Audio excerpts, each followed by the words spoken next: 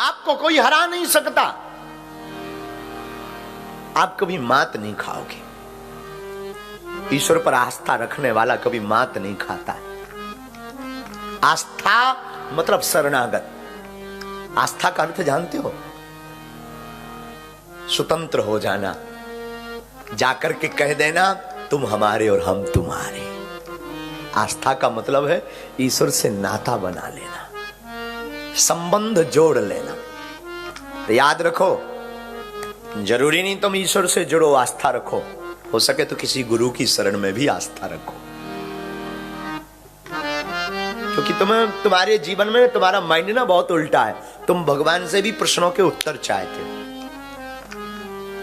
हद ये है, तुम जिस भगवान को अंतर्यामी कहते हो उसी को लिस्ट पकड़ाते हो कि लड़के की शादी हो जाए। जब वो अंतर्यामी है तो फिर लिस्ट की क्या जरूरत है?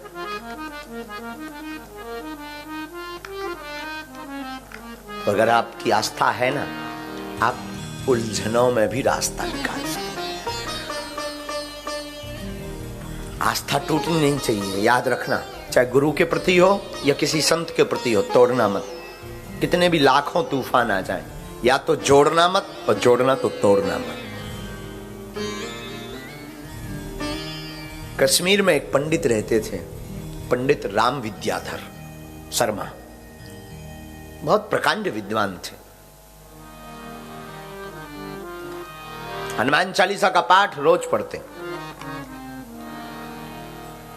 11-21 पाठ रोज करते, सुबह से माइक लगाकर। उस जमाने में जब कश्मीर पर दूसरे धर्म के लोगों का बोलबाला था, उन्हीं के मोहल्ले में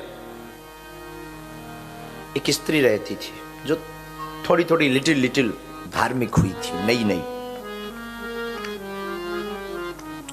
भगवान की ऐसी कृपा, न जाने कौन सा संयोग है कि उनके दोनों पुत्र मर गए। पंडित जी के अवस्था रही होगी पंडित जी की 65 साल की। बच्चे कोई 40 साल का था, कोई 30-35 साल का, दोनों मर गए।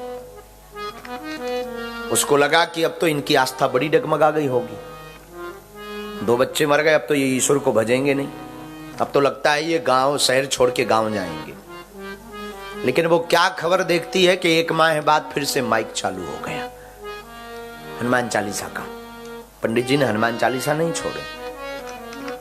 तो दौड़ी दौड़ी एक दिन पंडित जी के पास वो स्त्री गई और उसने पूछा, भगवान क्षमा करना, मैंने सुना है कि आपके 2 पुत्र थे, वो मर गए आकस्मक। ब्राह्मण ने आंखों में आंसू भरकर कहा, हाँ मर गए। उसने मुस्कुरा करके कहा कि आपको लगता नहीं है कि आप बहुत अपने साथ अन्याय कर रहे हो क्या? तुम जिस ईश्वर को दिन रात भज रहे हो, हनुमान चालीसा पढ़ रहे हो, तुम्हें लगता भगवान है भी? अगर भगवान होता तो वो तुम्हारे साथ इतना अन्याय क्यों करता, इतना अत्याचार क्यों करता? कहां तुम भगवान भगवान जय हनुमान ज्ञान गुण सागर लगाए पढ़ रहे हो? बंद करो, है ही नहीं भगवान नाम की चीज। ब्राह्मण ने आंसू पोंछते हुए मुस्कुराते हुए जवाब दिया, बेटी ये जवाब हम कल देंगे। कल वो फिर गई, फिर वही बात जो उसने तो रट रखा था। जो कुतर्की लोग होते हैं ना, वो एक ही शब्द रट लेते हैं। वो फिर वही बात, रटंतु बात बोली। ब्राह्मण ने अपनी बिटिया को बुलाया, बिटिया को बुलाया तो बिटिया से पूछा कि बताओ, तुम अपनी जिंदगी में अपने से ज्यादा किसको चाहती हो? उस ब्राह्मण की बच्ची जो थी उसने कहा कि हम अपने बच्चों को चाहते हैं। अच्छा, कितने बच्चे हैं? 2।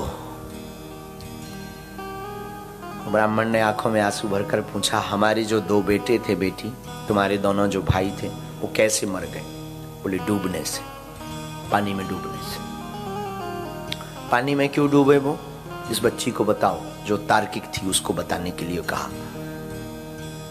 उस ब्राह्मण की बच्ची ने कहा कि पानी में डूबकर दोनों इसलिए मर गए क्योंकि मेरे दोनों बच्चे डूब रहे थे। उन बच्चों को बचाने के लिए उसने इन बच्चों को अपने प्राण दे दिए।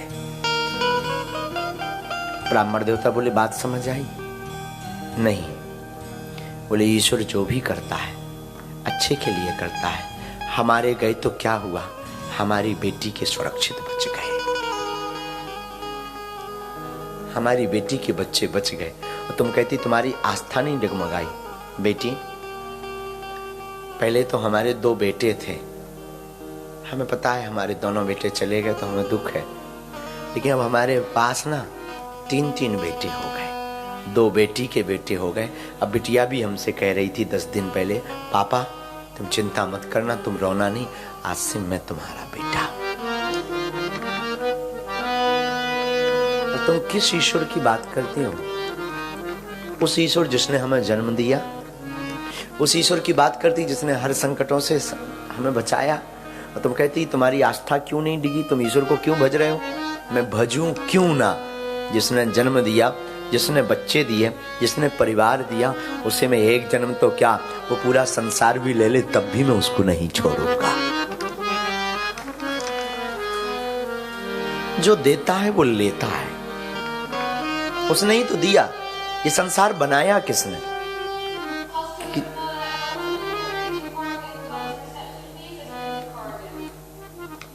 ये लीला किसकी है? कृष्ण ने कृपा की, ये उसी ने तो की है। हमारा परिवार किसने दिया?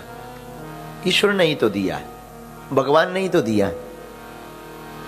जो भगवान देता है वो कभी कभी ले लेता है देव योग से। और सच भी है, यहां जितने तुम्हारे नाते हैं सब झूठे हैं, कुछ दिनों के मेहमान हैं, चंद दिनों के।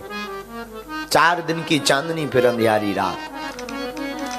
और जब 4 दिन को मेहमान है तो इनसे क्या मोह रखो? फिर ईश्वर से अनास्था क्यों रखो? ईश्वर पर आस्था रखो कि धन्यवाद, कितने भाग्यशाली हो तुम। काश, देखो ये अंग्रेज बैठ करके कथा सुन रहे हैं, अंग्रेज लोग। मान लीजिए अगर तुम चाइना में हुए होते, क्या कथा सुन पाते? जवाब दो, बोलो ना। चिंग चौंग चाइंग चौंग कर रहे होते, छोटी छोटी आंखें, चिंग चांग चांग चांग चांग चांग ये कर रहे। ईश्वर की कितनी कृपा कि तुम भारतीय हो, ईश्वर की कितनी कृपा कि तुम्हें मानव बनाया। मान लो भैंस बनाया होता भगवान ने, फिर क्या तुम इस लेजर सेंटर हॉल में बैठे होते? बोलो ना, कहां कहीं बंधे होते, बैल बने होते, कहीं बंधे होते। ईश्वर की कितनी कृपा, उसने तुम्हें मानव बनाया। दूसरी कितनी कृपा, भारत भूमि में जन्म दिया। तीसरी बड़ी कृपा कि तुम्हें सनातन धर्म को जानने का मौका दिया। अब इसके बाद भी छोटा मोटा तो होता रहेगा जिंदगी में। तुम सोचो कि एक कोई उपद्रव मच गया, 9 काम हो जाए और 10वां काम ना हो तो तुम कह देते हो भगवान है ही नहीं। अच्छा, भगवान जब तक तुम्हारी मन की करे तब तक भगवान है। भगवान 10 काम सफल कर दो, 11वां भर छोड़े, भगवान तो है ही नहीं। हद हो गई यार भाई, अब तक था अब है नहीं। तू भी कितना फ्रॉड है भैया। और तो कई लोगों को तो हम सुन लेते हैं, भगवान ने हमारे साथ अच्छा ही नहीं किया कभी। अच्छा, भगवान तूने किया भगवान के साथ अच्छा? अपनी बता तो दांत निकालेगा। भगवान ने तुम्हारे साथ अच्छा नहीं किया। मेरे माई बाप, मेरे पागल, ये सिर्फ हमने ये बातें तुम्हें जो पूरी बात बताई है ना, ये सिर्फ इसलिए बताई है, आस्था एक ऐसी पद्धति है जिस पद्धति से आप बड़े बड़े बड़े बड़े बड़े संकटों को दूर कर सकते, उनसे लड़ सकते, उनसे जीत सकते हो। आस्था रखो।